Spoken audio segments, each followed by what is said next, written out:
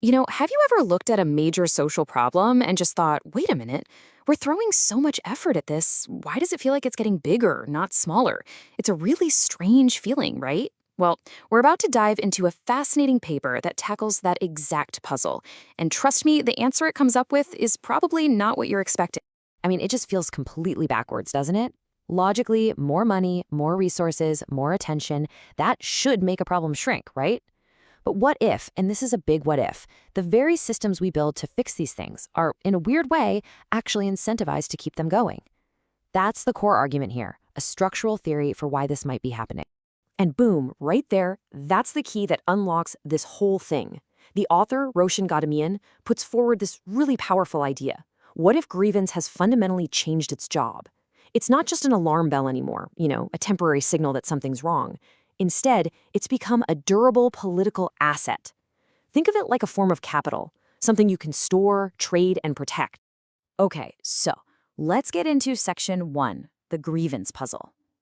If you look at this from a classic political economy perspective, a problem that doesn't go away when you try to fix it is, well, it's just weird. It's an anomaly. The whole point of a corrective effort is to correct something, right? But the paper asks a really provocative question. What if the system's incentives have shifted and solving the problem isn't the main goal anymore? And that leads us right into section 2, grievance as political capital. This is really the heart of the paper's argument. It suggests we need to put on a different set of glasses, an economic lens, really, and start looking at grievance not just as a moral claim or a feeling, but as a tangible, valuable asset. And this comparison here just lays it out so clearly. On the one hand, you've got the classic view. Grievance is a corrective signal. It's like a fire alarm. It's temporary, it's tied to a specific problem, and its goal is to get turned off. But on the other hand, you have this new model, political capital. Here, grievance isn't a fire alarm, it's more like a treasure chest. It's durable, it's protected from losing value, and its main goal is to persist. So what makes it act like capital? Well, the paper breaks it down into 5 properties. First, it's durable. It doesn't just vanish when conditions improve. Then it's convertible. You can literally exchange the moral high ground for things like authority, funding, or special privileges. It accumulates, meaning old grievances get stacked on top of new ones to create more leverage. It becomes incredibly defensible, where questioning the claim isn't seen as a debate but as a moral attack. And finally, it can be transferred across generations, passed down like an inheritance. All right, so if you have this powerful new form of capital, what happens when it's left to its own devices? Well, according to the paper, you get what's called an inflationary spiral. This is the really dangerous part, where the very institutions designed to manage grievances start to expand and twist themselves out of shape over time. And the specific term for this is grievance inflation. The analogy to money is perfect. You know how when a government prints too much money, its value goes down? Well, this is similar. It's when the number of grievance claims, their scope, and how abstract they are, all of that expands way, way faster than any change in the actual harm on the ground. The system basically starts printing more grievance currency because that's the thing that has become valuable. And this isn't just random chaos. It tends to follow a pretty clear 4-step process. First, you get scope expansion. A claim about a specific bad policy mushrooms into a claim about a vague, abstract system.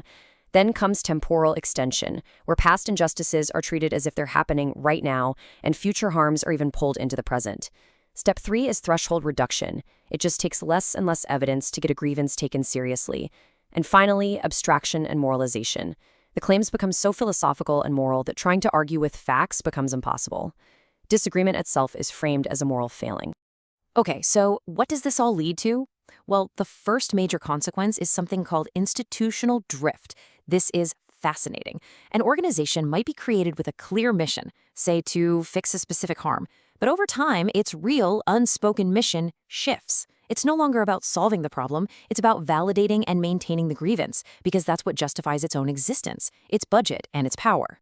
And if that wasn't enough, the second consequence is even bigger. The paper calls it grievance-indexed markets. This is when the entire market, we're talking investments, hiring, contracts, starts to operate on a new signal. It's not about performance anymore. It's not about who makes the best product or delivers the best service. Instead, the reward goes to those who are best at signaling their moral alignment with the dominant grievance narrative. Performance takes a back seat to signal. Okay, let's pause here because this next part is absolutely crucial. Section 4.